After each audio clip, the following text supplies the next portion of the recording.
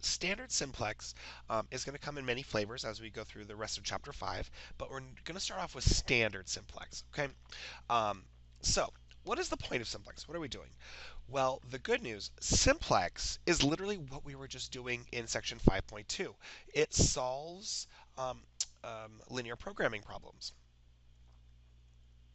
And so if you remember, that just means it's all it is doing is figuring out if things are a max or a min. You're solving those types of problems, max and mins, when you have constraints, when you have things that you are subject to. Um, so that's what we're going to be focusing on. Now, to be able to use standard simplex, there are three requirements that must be met. First of all, standard simplex only does maximums. So if the problem's asking you to find a minimum, we're out. We're done. We can't do it. And that's what's coming in another section. So don't worry. Okay, the next, all variables must be greater than or equal to 0. So meaning like in the last section where I talked about real world constraints where I said x has to be greater than or equal to 0, y has to be greater than or equal to 0, that has to be true as well. So if you are doing a problem where, let's say you're finding profit, and where profit could be a negative number, you could lose money, then you can't do this. So these problems, this method only works where if all your variables are greater than or equal to 0, no negative solutions are allowed. Okay, and then third, all of your constraints must be less than or equal to a number greater than or equal to 0. What on earth did that just mean? Well, so here's an example. All right, let's go through our checklist. Checklist number 1, it's a maximize.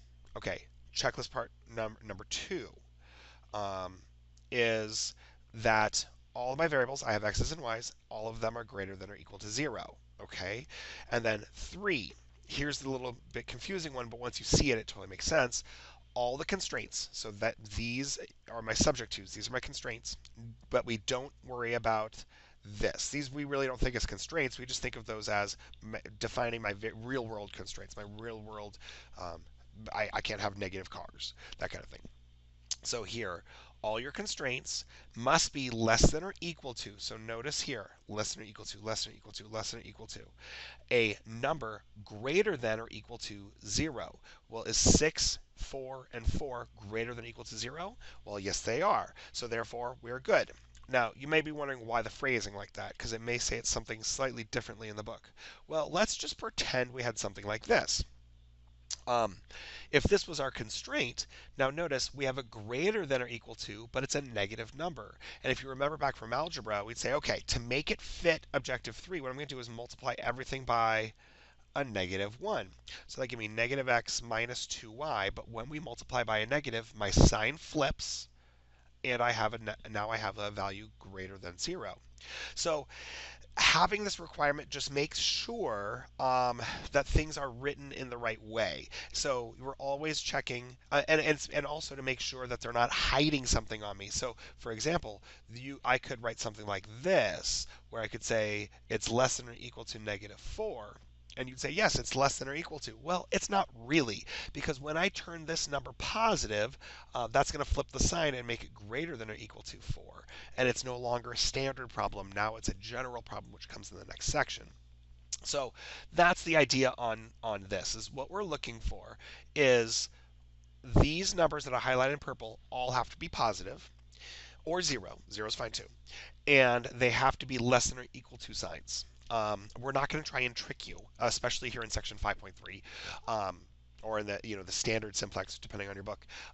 But our goal isn't to trick you; it's just to get you looking at what you need to be looking at. Okay, now here's the process for doing standard simplex. Okay, now it's easiest if I work through a problem while we talk through this. So let's go ahead and make that a whole separate video so we can start from here and watch it over and over and we're not starting in the middle. So I'll see you at the next video.